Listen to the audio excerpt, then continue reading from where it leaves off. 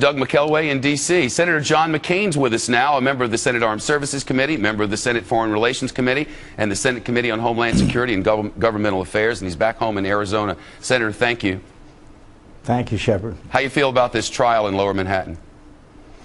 Well, of course, I'd be very interested in these days of sequestration, how much the security costs will be, but very importantly in the short term, if this individual got his Miranda rights, which I'm very confident that he did, because any good lawyer is going to tell his client, his or her client, to do that, then we are deprived of the ability to interrogate this person and thereby perhaps being able to prevent attacks on the United States of America. And I'm not talking about waterboarding. I'm saying there are very successful interrogation techniques where we could find out vital information.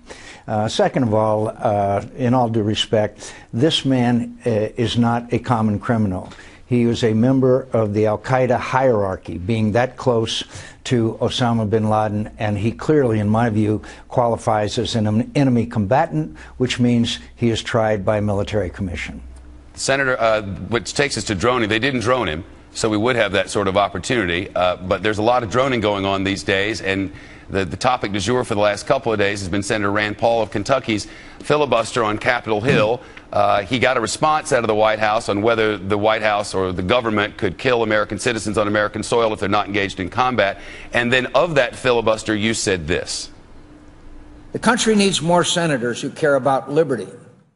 But if Mr. Paul wants to be taken seriously, he needs to do more than pull political stunts that fire up impressionable libertarian kids in their college dorms. He needs to know what he's talking about. About what is he confused, Senator?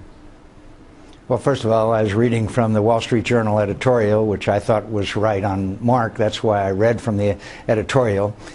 Second of all, no one is going to be struck by a Hellfire missile from a drone that is not an enemy combatant. I mean, that's just a fact. And by the way, the reason why we use Hellfire missiles overseas in places like Yemen is because we don't have the ability to capture them. We want to capture these people, not kill them. We had the ability, Senator, with Anwar al-Awlaki, did we not? I know that information suggests to us that we had agents and the host country had agents following him for 48 hours, directing where that drone would shoot. Would it not have been possible to capture him and do what is authorized under the Constitution rather than killing him and his innocent son? Actually, it's one thing to follow somebody and know their whereabouts. It's something else to capture them. The reason why we kill people with drones, Shepard, is because we don't have military on the ground to get them. Second of all, Hanoi Jane Fonda, no one believes that no matter how egregious her activity was, that any president of the United States would launch a Hellfire missile on Jane Fonda. That is ludicrous.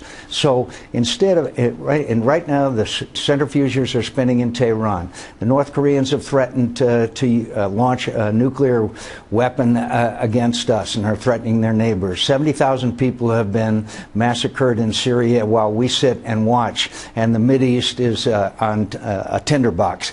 That's what we should be discussing. That's what we should be debating, not the impossible scenario. And by the way, I want more congressional oversight. I want the whole drone program switched over to the Department of Defense so that we can have the kind of oversight that it needs. How about this, We need Senator? to have debates in Congress. Go ahead. What about, take it back to the root. After the attacks of 9/11, Congress gave then President George Bush the authority to use drone strikes. Would you be willing to entertain the idea of Congress debating the beginning and where that came from, maybe to better define when and with whom and where we're at war, and to put more parameters on the president's ability to drone?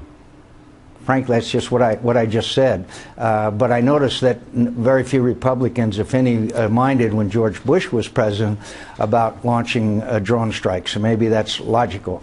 But of course, I will repeat, we need congressional oversight. I believe it should be, all of this should be transferred to the Department of Defense. We need parameters as to the president's behavior. We need more transparency. But to somehow translate that into dropping Hellfire missiles on people in cafes in the United States of America, that is not what we should be discussing. But part of this is about technology, and part of this is much bigger. Listen to what Rand Paul said in response to yours and Lindsey Graham's appearances on Capitol Hill.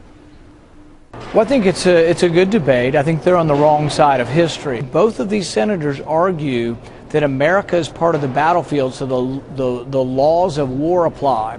Well, the laws of war sometimes don't involve due process, and I acknowledge that. If soldiers if the enemy is shooting at our soldiers, there is no due process involved with that. We shoot back to kill. There are no judges and juries, but America is different. Is America a battlefield?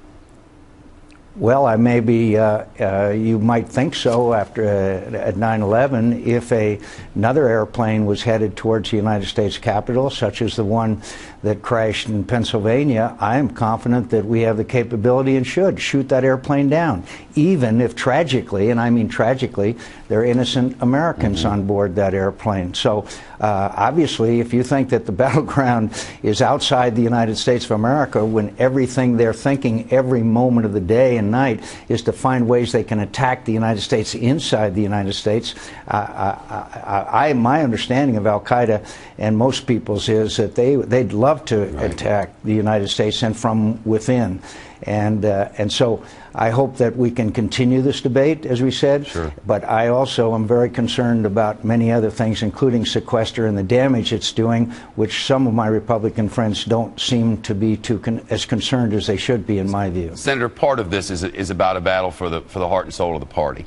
There is a long-held Republican and conservative view on war to avoid it at all costs.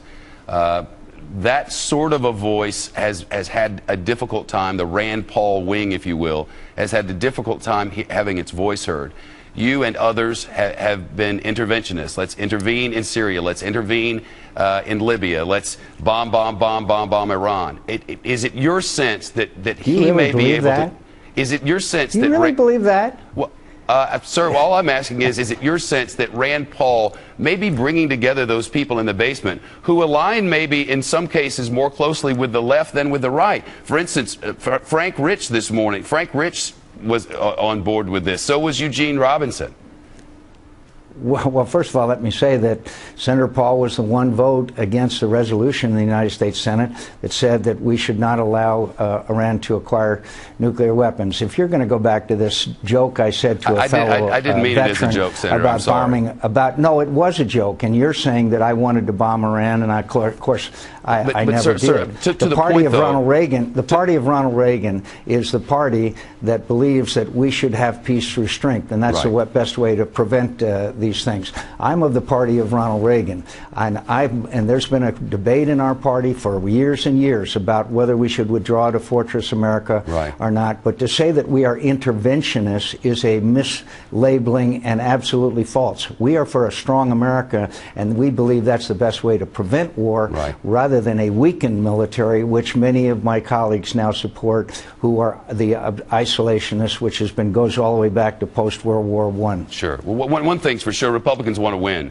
And another thing's for sure, they haven't been winning in national elections lately.